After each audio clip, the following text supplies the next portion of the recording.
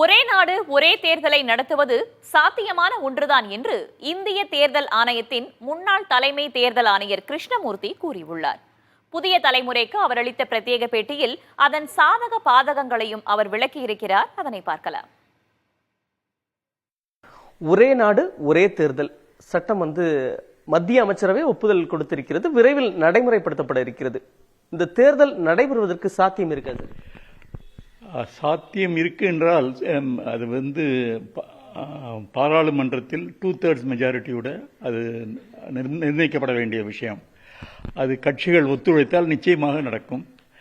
இது ராஜ்யசபாவிலும் பார்லிமெண்ட் லோக்சபாவிலும் இந்த 2/3 மெஜாரிட்டி இருந்தால்தான் இந்த அமெண்ட்மெண்ட்டை கொண்டு வர முடியும். அதனால் அது அரசியல் சம்பந்தமான விஷயம். நிச்சயமாக அது ஒப்புதல் பெற்றால் இந்த ஒரே சமயம் ஒரே தேர்தல் நடப்பதற்கு வாய்ப்பு இருக்கிறது. நிறைய கட்சிகள் எதிர்ப்பு தெரிவிக்காங்க. என்ன சொல்றாங்கன்னா, எங்களுடைய சட்டமன்றத்துடைய ஆயுள் காலம் இன்னும் 2-3 ஆண்டுகள் இருக்கும் பொழுது இது எப்படி நடைமுறைப்படுத்தப்படும் அப்படின்னு சொன்னாங்க. அதற்கான நடைமுறை என்ன சார்? என்ன சொல்லியிருக்காங்கன்னா, இந்த பரிந்துரை இந்த கமிட்டி ரெக்கமெண்ட் பண்ணியிருக்காங்கன்னா, முன்னாள் ஜனாதிபதி கோவிந்த் அவர்கள் தலைமையில் ஒரு கமிட்டி இருந்தது. அவர்களுடைய பரிந்துரைப்படி அவர்கள் 2029 பாராளுமன்ற தேர்தல் நடத்தும் பொழுது மற்ற எல்லா மாநில சபைகளுக்கும் சட்டசபைக்கு தேர்தல் நடக்கணும் அப்படின்னு சொல்லியிருக்காங்க. அதனால என்ன பாதிப்பு ஏற்படும்னா, எந்த மாநிலங்கள் இப்பொழுது 2024க்கு பிறகு தேர்தல் நடக்கிறதோ அவர்களுக்கெல்லாம் 5 வருட இந்த டென்யூர் கிடைக்காது. அநேகமாக சில பேர் 4 வருஷத்தில் க்ளோஸ் பண்ண வேண்டியிருக்கும், 3 வருஷத்தில் க்ளோஸ் பண்ண வேண்டியிருக்கும். இப்போ தமிழ்நாடு 2026 நடந்ததுன்னா 3 வருஷத்துக்கு அப்புறம் உங்களுக்கு தேர்தல் சந்திக்க வேண்டிய ஒரு நிலைமை ஏற்படும். இது அகெயின் அரசியல் அமைப்பு சட்டம் மாற்றத்தில் கொண்டு வந்தால் இதை பண்ண முடியும்.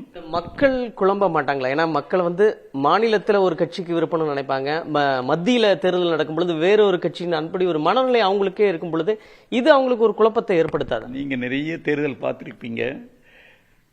ஒரிசால, தமிழ்நாடுல, கேரளால அங்க ஒரே சமயத்தில் தேர்தல் நடந்தாலும் ஒரு கட்சி பாராளுமன்றத்துக்கும் ஒரு கட்சி அந்த மாநில சட்டசபைக்கும் அவங்க தேர்ந்தெடுத்திருக்காங்க. மக்களுக்கு விழிப்புணர்வு இல்லைன்னு சொல்ல முடியாது. அவங்களுக்கு நல்லா தெரியும். சில இடத்துல சில பேர் வாக்காளர்களுக்கு அந்த குழப்பம் இருக்கலாம்.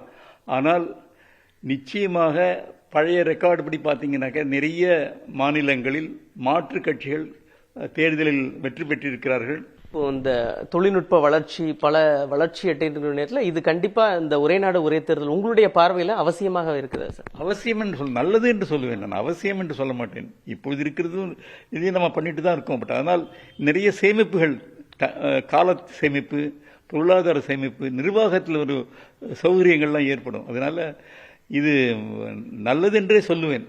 ஆனால் இது அரசியல் கட்சிகளும் நீதிமன்றத்தில் சென்று இது நிச்சயமாக இதை அவர்கள் ஏற்றுக்கொண்டால் இது நல்லது என்றுதான் நான் சொல்லுவேன். உங்களுடைய விரிவான பதில்களுக்கு நன்றி சார். புதிய தலைமுறைக்காக ஒளிப்பதிவாளர் சுரேந்தருடன் செய்தியாளர் விக்னேஷ் முத்து.